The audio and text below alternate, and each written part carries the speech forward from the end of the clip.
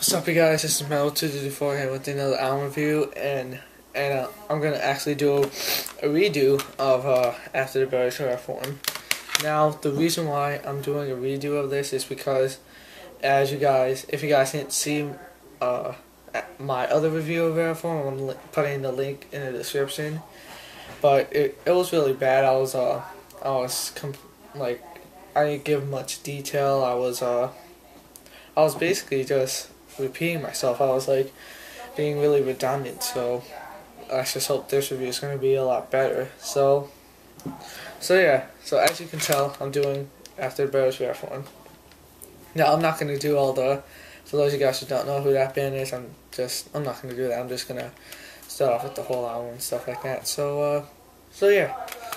So as you guys know, this was released on July 22nd, 2008 through Sumerian Records, and they actually have an original one and a reissue. Now, the original one, that one has it has a different vocalist. His name is Grant, and they actually don't have a drummer on that. Like, they use drum program, which the drum program is. It's pretty crappy if you think about it. It's not really that good, but the vocals, on the original, the vocals actually had to grow on me, because at first, for some reason, I didn't like it because I was so used to Anthony's vocals. So then when I listened to Grant, I just didn't like it. But I had to listen to it a couple more times, and then I just started liking it again. So hold on, I'm just saying. I'm sorry. Alright, so yeah, this album, and then this one is the reissue. I don't have the original on copy. I'm just, because I listened to the whole album of the original and the reissue. So, and there's actually there's a little bit of differences from the original. Like I said in the previously, there's drum programming in the original, and in the reissue they have Darren Carroll on drums. He's the current drummer of the band, and also they have re-recorded vocals on the original. There's Grant. He's no longer in the band anymore. I don't know why. I don't know if he quit or anything like that. And then on the reissue they have Anthony on vocals. He's the current vocalist. So and actually both the discs were produced by the rhythm guitarist Justin Lowe. He actually produced all all After the Berries albums, and I think he's producing their upcoming album, which is probably I know it's set to release probably in like fall or winter of 2012, cause something like that. It was set to be released in mid 2012, but because they're on Warped Tour now, which I don't like Warped Tour. So overall, I would give this album a 10 out of 10 because the sound is just amazing. If you hear Berserker, the intro, the guitars are just crazy. Like, the guitars are all technical. It takes a really, really talented guitar player to be able to play these songs. Not songs off this album, just like their songs in general, because all the songs are really hard. Like it's just really difficult.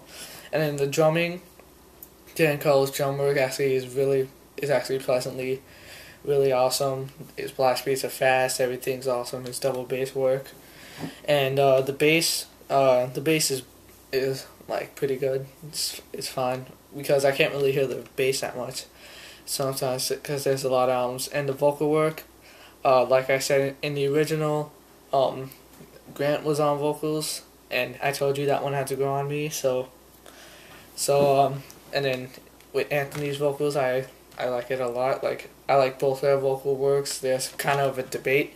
People are saying, "Oh, yeah, I like like Grant's vocals better," and other people I like Anthony's vocals better. But I'm just one of those people who just like both. So yeah. And then I forgot to say that the drum in the original the quality was crap. Basically it was basically the drums that kind of ruined it, because the guitars were the same. They just put the drums, they just replaced the drums and stuff like that.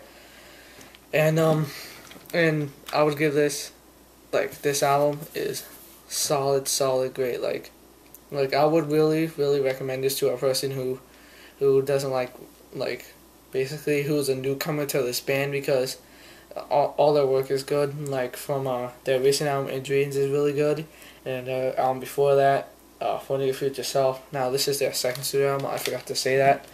So there's songs like, because I know they're a deathcore band, and people who don't listen to deathcore are probably gonna be like, oh yeah, deathcore. They're probably gonna think it's like stereotypical deathcore band, like just chugging riffs and breakdown for the whole song. But with this band, they're actually really different because they have a lot of guitar solos. You don't see that a lot in deathcore.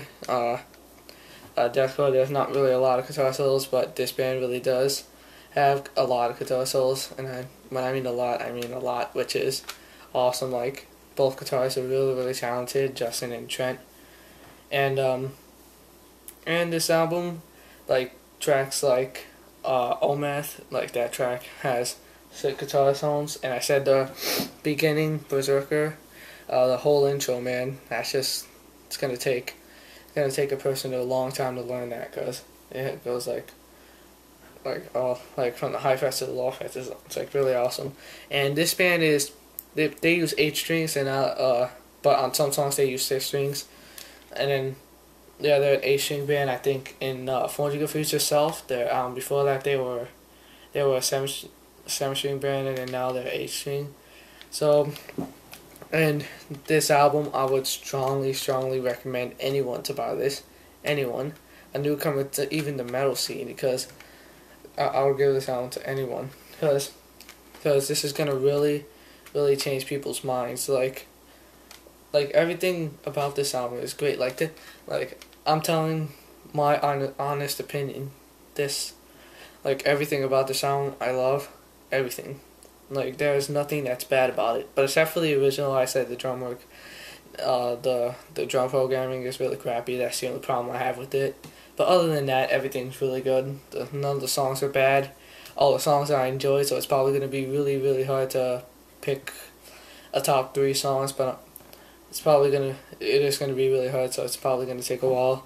So this album has, the tracks are probably mild from 3 minutes and to 5 minutes. This song actually has their longest track, like for the whole band, their longest track ever, which is A Vicious Reforming of Features, which is about 5 minutes. Like it's in the 550s. It's almost 6 minutes long. This band doesn't really have a lot of long songs. Like probably I told you, their long song is about 5 minutes, close to 6 minutes. So yeah, I think that's all I have to say about the album. So, and then last but not least, my top 3 songs off the album. So my top 3 songs are gonna have to be, it's gonna be a hard decision. So track 3, Cursing Akhenaten,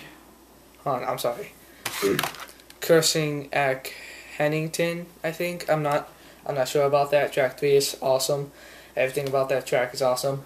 And then my second favorite track off the album is track 2, Drifts. I think that was one of the first songs I heard off the band. My first song was actually Pendulum on their other album, In Dreams. I'm not going to say that. I'm not going to talk too much about In Dreams until my review of that album. And then my second song, I told you my second favorite song is Drifts. It's really awesome. The breakdown, this band has one of the best breakdowns. It's really not generic at all whatsoever. It's not generic. So it's just awesome. Like every breakdown's unique. It's not like a breakdown for the whole song like bands like Chelsea Grin or like Suicide Silence. It's not those deathcore bands. So my favorite song off the album will have to be the title track, Rareform. It's really awesome. Everything about it. Nothing bad about it. Nothing bad about this album, especially. Oh yeah, and in track 3, Cursing Akhenaten, they have, like, in the original they have a different breakdown. Like both of them have different breakdowns. Yeah, so that's all I have to say about the album. So till my next album review, keep it metal and stay tuned to another video.